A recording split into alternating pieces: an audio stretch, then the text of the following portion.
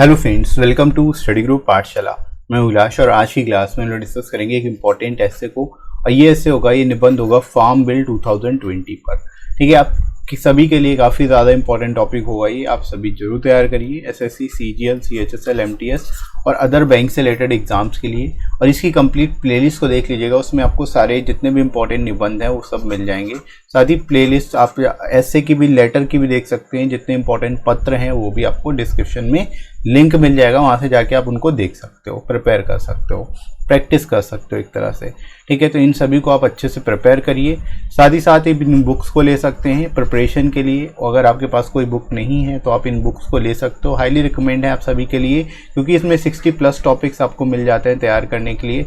Practice book होगी आप सभी के लिए। सारे इंपॉर्टेंट टॉपिक्स इसमें कवर किए गए हैं, जो एक्सपेक्टेड टॉपिक्स हैं विद इन वर्ल्ड लिमिट। सारे के सारे टॉपिक आपको यहाँ पर मिल जाएंगे, लेटेस्ट पैटर्न पर बेस्ड होंगे।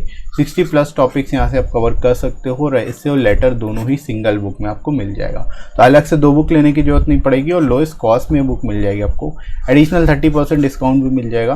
तो डिस्क्रिप्शन में लिंक दिया गया है, वहाँ से जाके आप डिस्काउंटेड रेट पर इनको ले सकते हो एसएससी, सीजीएल या फिर सीएचएसएल के लिए। राइट फ्रेंड्स, तो अगर आपके पास कोई भी स्टडी मटेरियल नहीं है तो आप इन बुक्स को ले सकते हो। राइट, तो चलिए शुरुआत करते हैं दोस्तों क्लास की। कैसे इस टॉपिक को एक्सप्लेन करना है ये देख लेते हैं, बेटर तरीके से कैसे आप इसको लिख सकते हो। ठीक है, तो फार्म बिल सितंबर 2020 में संसद द्वारा पारित 3 कृषि बिलों का एक संग्रह है। ठीक है, यहाँ पर आप बता सकते हो जो फार्म बिल हैं इसमें 3 कृषि से संबंधित बिल हैं। ठीक है, और इनका संग्रह जो है इसी को हम लोग फार्म बिल बोलते हैं। तो ये आप लोग याद रखोगे। ये बिल किसान उत्पादन, व्यापार और वाणिज्य संवर्धन और सुविधा विधेयक, मतलब कौन कौन से ये आप यहाँ पर बता रहे हो। पहला बिल जो है किसान उत्पादन, व्यापार, वाणिज्य संवर्धन और सुविधा विधेयक है।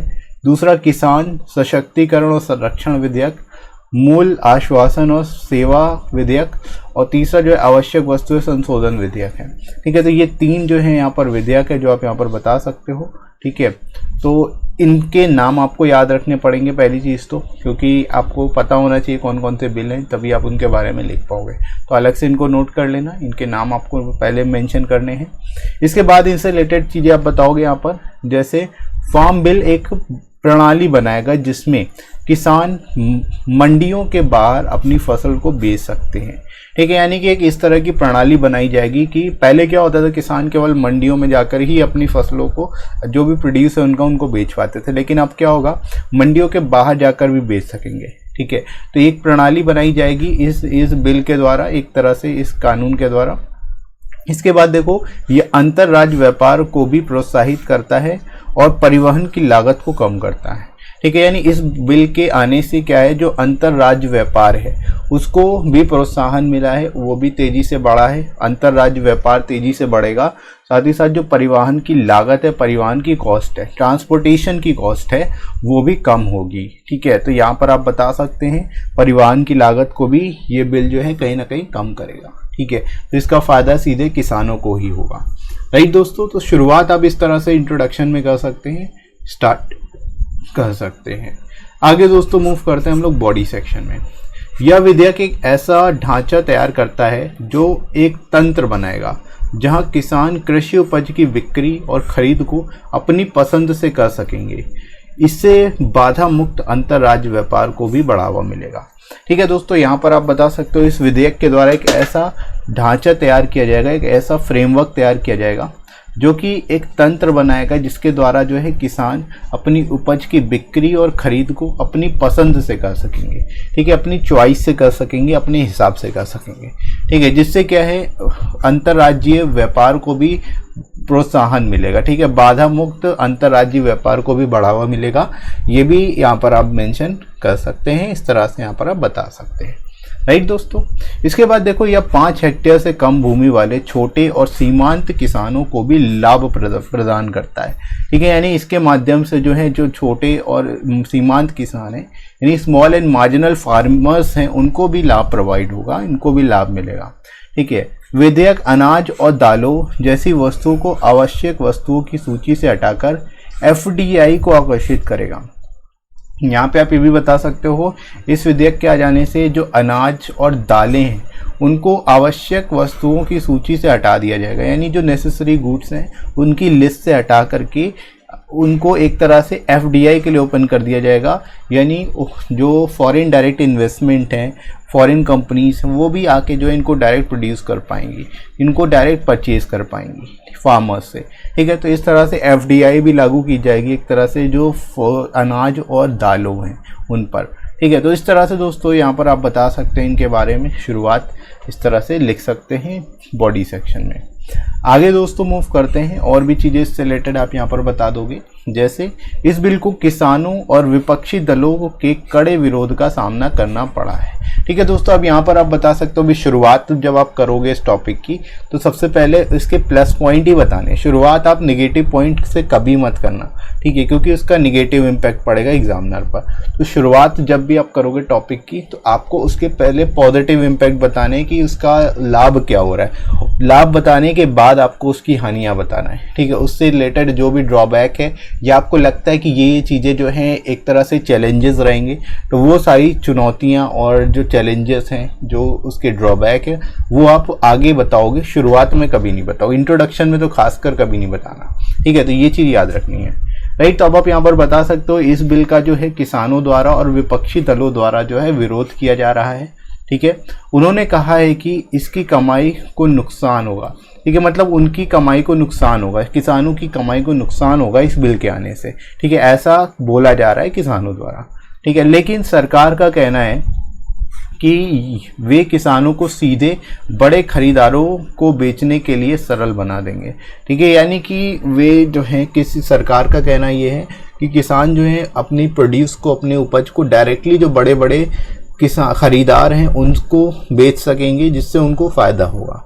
ठीक है, तो यहाँ पर इस तरह से आप बता सकते हो, इसके बारे में इंट्रोड्यूस कर सकते हो, इससे रिलेटेड पॉइंट्स को आप बता सकते हो। राइट फ्रेंड्स, इसके अलावा अदर चुनौतियाँ कौन सी होंगी? किसानों को बिचौलियों की मदद के बिना अपनी फसल बेचने का विकल्प देने का केवल तभी लाभ होगा जब जलवायु नियंत्रित भंडारण सुविधाएं हों, बिजली की आपूर्ति को विश्वसनीय बनाया जाए और उन सुविधाओं और खाद्य प्रसंस्करण कंपनियों को उपलब्ध कराया जाए जो अपनी उपज खरीदने के लिए प्रतिस्पर्धा करते हैं। ठीक है, यहाँ पर आप बता सकते हो कि जब भाई ये जो सिस्टम है इसके आने से बिचौलियों का काम खत्म हो जाएगा, मतलब जो मीडिएटर्स हैं वो एक तरह से हट जाएंगे, डायरेक्टली किसान जो है अपना प्रोड्यूस बड़े बायर्स को बेच पाएंगे। ठीक है, बड़े जो प्रोडक्ट कंपनीज हैं या बड़े बायर्स हैं उन सबको बेच पाएंगे, जिससे डायरेक्ट उनको ही फ़ायदा होगा, किसानों को ही फ़ायदा होगा। ठीक है, और ऐसा करने का तब भी फ़ायदा होगा जब जलवायु नियंत्रित भंडारण सुविधाएं भी हों।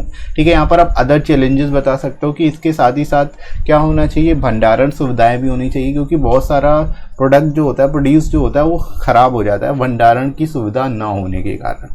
ठीक है, तो ये भी आप यहाँ पर बता सकते हो। साथ ही साथ बिजली की आपूर्ति होनी चाहिए। ठीक है, और उन सभी सुविधाएं खाद्य प्रसंस्करण कंपनियों को उपलब्ध कराई जानी चाहिए, जिससे कि उनमें प्रतिस्पर्धा बढ़े। ठीक है, उनके अंदर कंपटीशन बढ़े, जिससे कि उपज को खरीदने के लिए वो ज़्यादा दाम दे सके या किसानों को फ़ायदा तभी हो सके।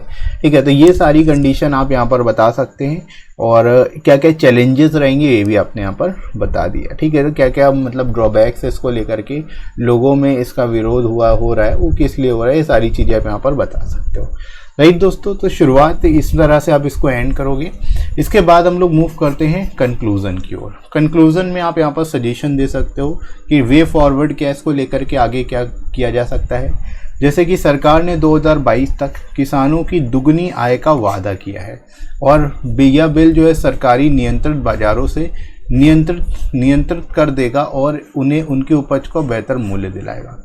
ठीक है, यहाँ पर आप बता सकते हो कि सरकार ने 2022 तक किसानों की आय को दुगना करने का वादा पहले से कर रखा है। इसी को देखते हुए जो बिल है ये सरकारी नियंत्रण से जो है बाज़ारों को स्वतंत्र कर देगा, यानी किसान जो होंगे पूरी तरह से स्वतंत्र होंगे और अपना जो उपज है उसको अपने हिसाब से बेच सकेंगे, अपने हिसाब से मूल्य उनको मिल पाएगा। ठीक है, मतलब सरकार जो है एक तरह से जो मूल्य है वो यहाँ पर उस पूरी तरह से डिफाइन नहीं करेगी, यहाँ पर किसान जो है अपने हिसाब से ही मूल्य का निर्धारण कर सकेंगे। राइट दोस्तों, तो ये आप यहाँ पर बता सकते हैं। इसके बाद देखिए लास्ट पैरा में हम लोग मूव करते हैं। किसानों की बेहतरी सुनिश्चित करने के लिए ऐसे बिल का पास करने से पहले किसानों और राज्यों की राय लेना भी सरकार की जिम्मेदारी होनी चाहिए। अब आप यहाँ पर सजेशन दे सकते हो कि इस तरह के जो बिल पास होते हैं तो उससे पहले एक बार जो है सर्वे करा लेना चाहिए गवर्नमेंट को, या फिर राय ले लेनी चाहिए राज्यों की और किसानों की, ठीक है, ताकि ये सरकार की जिम्मेदारी होनी चाहिए बेसिकली कि उनको जो किसानों से रिलेटेड बिल अगर लेके आ रहे हैं तो उनकी बात भी समझनी चाहिए, ठीक है, ताकि जिससे क्या होगा, जिससे इन विधेयक की खामियों को ख़त्म किया जा सके, ठीक है, जो इनकी खामियां हैं, इस विधेयक की खामियां हैं, ड्रॉबैक्स, उनको ख़त्म किया जा सके और किसानों को उनकी उपज का बेहतर दाम मिल सके, ठीक है, यानी जो भी उनका प्रोड्यूस है उसका बेहतर दाम उनको मिल पाए, जिससे प्रतिस्पर्धा बढ़ेगी और निजी निवेश के साथ ही कृषि क्षेत्र में विकास होगा और रोजगार के अवसर भी बढ़ेंगे, ठीक है। यहाँ पर आप दोस्तों बता सकते हो ये सारी चीज़ें अगर होंगी, वे जो खामियां हैं ऐसे विधेयकों की उनको ख़त्म किया जाएगा तो उससे क्या होगा, उपज के लिए जो किसानों को उनकी उपज के लिए बेहतर दाम मिल पाएंगे, उनमें प्रतिस्पर्धा बढ़ेगी, कंपटीशन बढ़ेगा, निजी निवेश के साथ साथ कृषि क्षेत्र में भी विकास होगा और इससे ओवरऑल क्या होगा, जो रोजगार के अवसर हैं, जॉब क्रिएशन है, अपॉर्चुनिटी है, वो भी बढ़ेगी, राइट। तो इस तरह से दोस्तों आप इस टॉपिक को बहुत ही ज़बरदस्त बेटर तरीके से लिख सकते हो और आई होप आप सभी को समझ में आ गया होगा कैसे इस टॉपिक को लिखना है बेटर तरीके से, राइट फ्रेंड्स। तो इसी तरह से आप बाकी के टॉपिक्स को भी अच्छे से तैयार करिए और ये वीडियो कैसा लगा कमेंट करके ज़रूर बताइएगा। इसके साथ ही साथ आप टेलीग्राम पर मुझे फॉलो कर लेना। टेलीग्राम पर जस्ट आपको सर्च करना है स्टडी गुरु पाठशाला, सर्च कर लीजिएगा और यहाँ से आपको सारी इंपॉर्टेंट PDF मिल जाएंगी और क्लासेस की नोटिफिकेशन आपको यहाँ पर मिल जाएंगी, ठीक है, तो कोई भी क्लास आपकी मिस नहीं होगी। साथ ही साथ आप स्पेशल क्लासेस जाके वॉच कर सकते हो अनअकैडमी पर फ्री में, कोई आपको इसके लिए पे नहीं करना होता, फ्री क्लासेस है, इनकी नोटिफिकेशन भी आपको इस पे ही टेलीग्राम पर मिल जाएगी। तो आप सभी टेलीग्राम जरूर ज्वाइन कर लेना, स्टडी गुरु पाठशाला, जस्ट आपको सर्च करना है टेलीग्राम पर और आपको डिस्क्रिप्शन में लिंक भी मैं दे दूंगा, कमेंट सेक्शन में भी लिंक दे दूंगा, वहाँ से जाकर भी आप डायरेक्ट इसको ज्वाइन कर सकते हैं, राइट दोस्तों। तो अभी के लिए दोस्तों इतना ही, और कोई टॉपिक अगर आप सजेस्ट करना चाहते हो तो सजेस्ट कर सकते हो, मैं उस पर भी आपको वीडियोस प्रोवाइड कर दूंगा, राइट। तो अभी के लिए इतना ही, नेक्स्ट मिलते हैं अगली क्लास में और लाइक एंड शेयर कर दीजिएगा अगर आप वीडियो आपको अच्छा लगा हो और आप में से अगर कोई नया है तो सब्सक्राइब कर लीजिए इस चैनल को, राइट। तो अभी के लिए इतना ही, नेक्स्ट मिलते हैं दोस्तों अगली क्लास में। Thanks for watching.